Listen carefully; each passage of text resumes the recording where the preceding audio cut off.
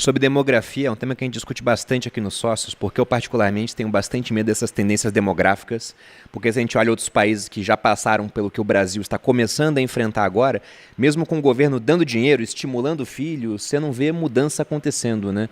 E eu fui olhar nossa taxa de fecundidade, está na casa de 1,57 filhos por casal. E a gente vê isso no dia a dia. Meu pai com a minha idade tinha 2 filhos, depois teve mais um. Agora só tem uma ainda. A gente quer ter mais, só que a gente sabe que o tempo também está apertado, então tem que emendar um no outro.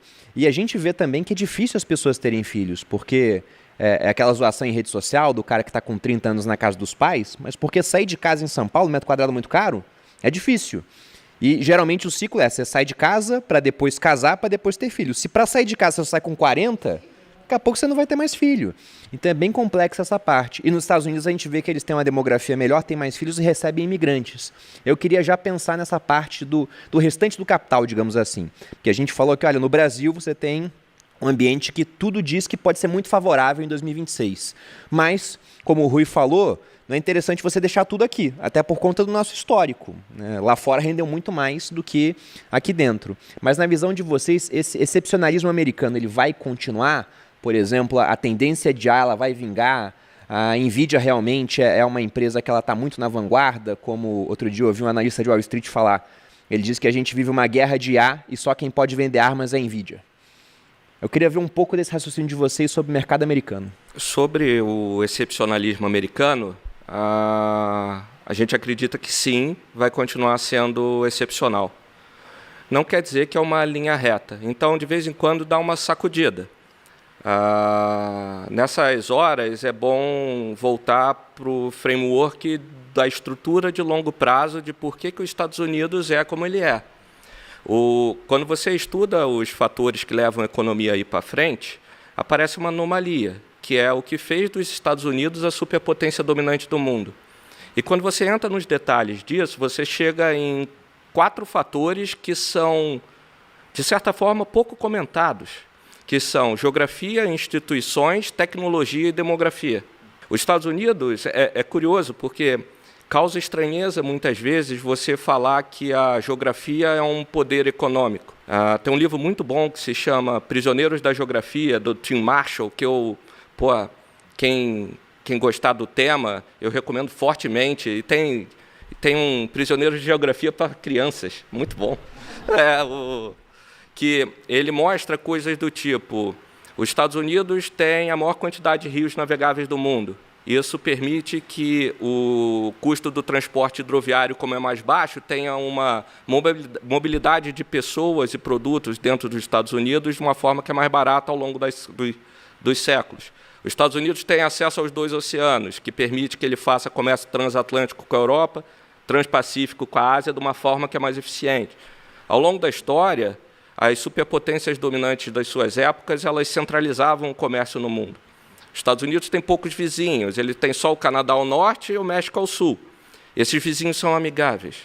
Quando você compara com a vizinhança da China, a China tem como vizinho a Rússia, Coreia do Sul, Coreia do Norte, Índia só e Paquistão. gente legal, né?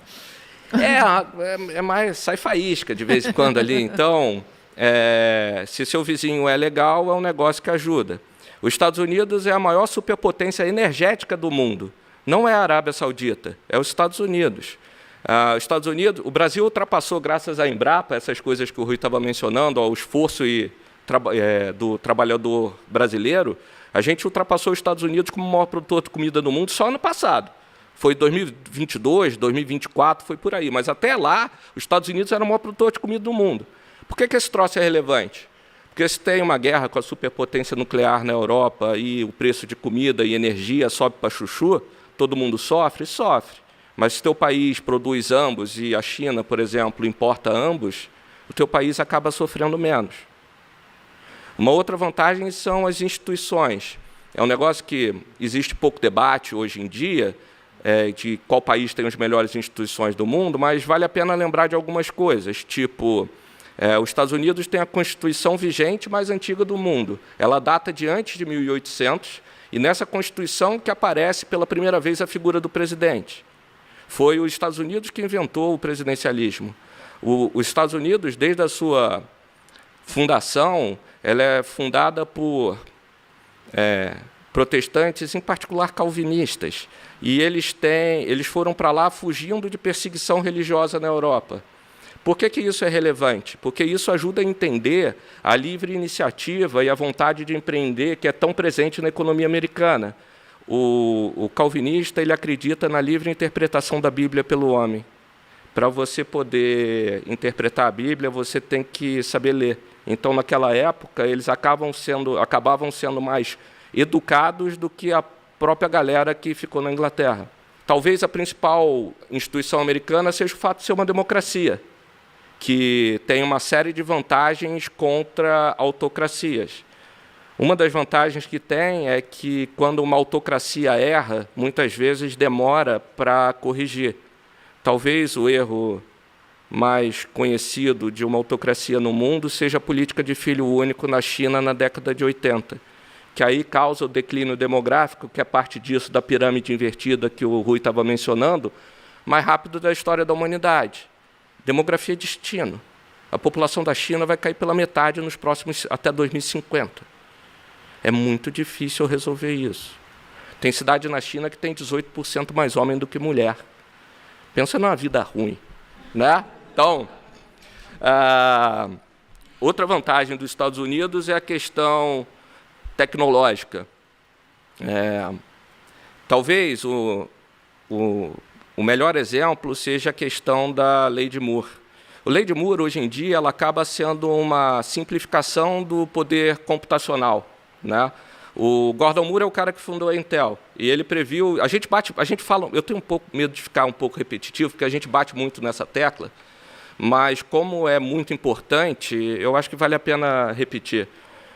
O cara que fundou a Intel é o Gordon Moore, e ele previu que, em 1965, periodicamente, a velocidade de processamento dos computadores ia dobrar.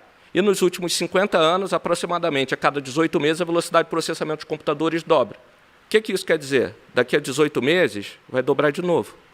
E depois, de novo.